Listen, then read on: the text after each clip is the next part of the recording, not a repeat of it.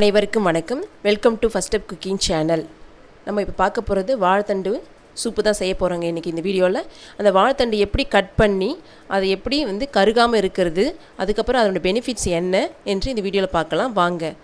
அதுக்கு நான் என்ன பண்ணியிருக்கேன்னா, ஒரு பவுல் எடுத்துருக்கேன், தண்ணி எடுத்துக்கோங்க, அதில் ஒரு மஞ்சத்தூள் கொஞ்சம் சேர்த்துக்குங்க, கொஞ்சம் உப்பு கொஞ்சம் சேர்த்துக்குங்க. இப்போ வாழைத்தண்டு எடுத்துக்கலாம், அதை மேல் துவை சீவிக்குங்க. இப்போ வாழைத்தண்டு பயன்களை பற்றி பார்க்கலாம். வாழைத்தண்டு ஒரு நார்ச்சத்து அதிகமுள்ள ஒரு வெஜிடபிள். வாழைத்தண்டு உடலில் ஹீமோகுளோபின் அளவை அதிகரிக்க செய்யும், உடலில் இரும்புச்சத்து அளவையும் அதிகரிக்க இது உதவும். இது சிறுநீரக கோளாறுகளை தடுக்க உதவும். உடலில் உள்ள சிறுநீரக கற்கள் வராமல் தடுக்கிறதுக்கு இந்த வாழைத்தண்டு நீங்கள் சாராக பருகலாம். உடலில் உள்ள எல்லா நச்சுக்களையும் வெளியேற்ற இந்த வாழைத்தண்டு உதவும். இந்த வாழைத்தண்டு உடலை சுத்தம் செய்வதோடு மட்டுமல்லாமல் குடல் இயக்கத்தை நல்லா சீர்படுத்தும், செரிமான பிரச்சனைகள் வராமல் தடுக்கும். அது மட்டும் இல்லாமல் மலச்சிக்கலுக்கு மிக சிறந்த மருந்தாக இந்த வாழைத்தண்டு பயன்படுகிறது. வெயிட்டை குறைக்கணும்னு நினைக்கிறவங்க இந்த வாழைத்தண்டு சூப்பாக எடுத்துக்கலாம், இல்லை ஜூஸாகவும் எடுத்துக்கலாம். வாழைத்தண்டு தோல் நோய்க்கு மிகச்சிறந்த மருந்தாக பயன்படுகிறதுங்க. இப்போ இந்த 2 எட்ஜஸையும் நான் கட் பண்ணி எடுத்துக்கிறேன். இதை பாதியாக கட் பண்ணிக்கலாங்க. ஒரு 4 பேருக்கு தான் இந்த சூப்பு செய்ய போகிறேன். இந்த பாதி மட்டும் எடுத்துக்கிறேன். மேல் துவையும் சீவிக்கலாம். இப்போ இந்த மாதிரி கட் பண்ணது நைஃப்பில் நார் வருங்க, அந்த கத்தியிலே நார் அந்த எடுத்து போட்டுடுங்க. இப்போ துண்டு துண்டாக கட் பண்ணிக்கலாம்.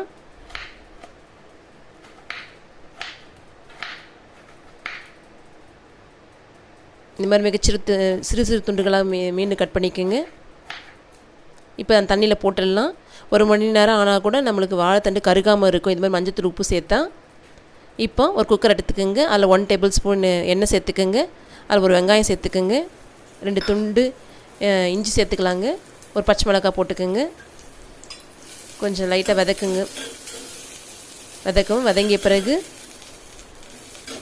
ஒரு தக்காளி சேர்த்துக்கலாங்க.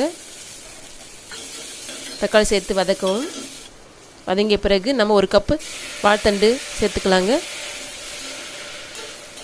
நன்கு கிளறவும். கொஞ்சம் உப்பு சேர்த்துக்கோங்க, 1/2 கிளாஸ் தண்ணி சேர்த்துக்கலாம். இப்போ குக்கரில் 3 விசில் வரை விடவும். நான் மீடியம் ஃப்ளேம் தாங்க வச்சுருக்கேன். மீடியம் ஃப்ளேம் வச்சு 3 விசில் வச்சு எடுத்துக்கலாம். இப்போ குக்கர் தந்து பார்க்கலாங்க. வாழைத்தண்டு நல்லா வந்திருக்குது. இதை ஆற வச்சு மிக்சியில் அரைச்சிக்கலாம். கொஞ்சம் வாழைத்தண்டு நான் அப்படியே குக்கரில் நிறுத்தியிருக்கேன் தண்ணியோடு. பாருங்கள், இந்த பேஸ்ட்டு வந்திருக்குது. இந்த பதத்துக்கு அரைச்சிக்கோங்க. ஒரு கடாயில் ஒரு 1 டேபிள் ஸ்பூன் எண்ணெய் எடுத்துக்கோங்க, 2 ஸ்பூன் வேர்க்கடலை சேர்த்துக்கோங்க. வேர்க்கடலை வறுத்ததும் நீங்கள் வெங்காயம் சேர்த்துக்கோங்க, கொஞ்சம் கொத்தமல்லி சேர்த்துக்கோங்க. இந்த வேர்க்கடலை ஆப்ஷனல் தாங்க, நீங்கள் வேர்க்கடலை பதிலாக நீங்கள் வேக வச்ச பட்டாணி கூட சேர்த்துக்கலாம். உப்பு கொஞ்சம் சேர்த்துக்கோங்க, கரம் மசாலா 1/2 ஸ்பூன் சேர்த்துக்கோங்க, மிளகுத்தூள் 1/2 ஸ்பூன் சேர்த்துக்கோங்க. நன்றாக கிளறவும். இப்போ அந்த குக்கரில் இருக்க தண்ணியும் சேர்த்துக்கோங்க, மஞ்சத்தூள் ஒரு சிட்டிக்கு சேர்த்துக்கோங்க, பெருங்காயத்தூள் கொஞ்சம் சேர்த்துக்கோங்க. இப்போ கிளறிக்குங்க. இப்போ அரைச்சி வச்ச வாழைத்தண்டு பேஸ்ட்டையும் இதில் சேர்த்துக்கோங்க. இப்போ சேர்த்து கிளறுங்க. கொஞ்சம் தண்ணியும் சேர்த்துக்கோங்க.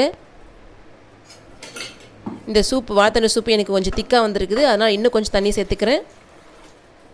இப்போ தண்ணி சேர்த்து கொஞ்சம் உப்பையும் சேர்த்துக்கோங்க. 4 பக்கம் கொதி வந்தவுடனே ஸ்டவ் ஆஃப் பண்ணிடலாங்க. உங்களுக்கு சூப்பரான வாழைத்தண்டு சூப்பு ரெடி ஆகிடுச்சுங்க. உங்களுக்கு இந்த வீடியோ பிடிச்சிருந்தால் நீங்கள் லைக் பண்ணுங்கள், ஷேர் பண்ணுங்கள், சப்ஸ்கிரைப் பண்ணுங்கள். தேங்க்யூ ஃபார் வாட்சிங் திஸ் வீடியோ. Bye by.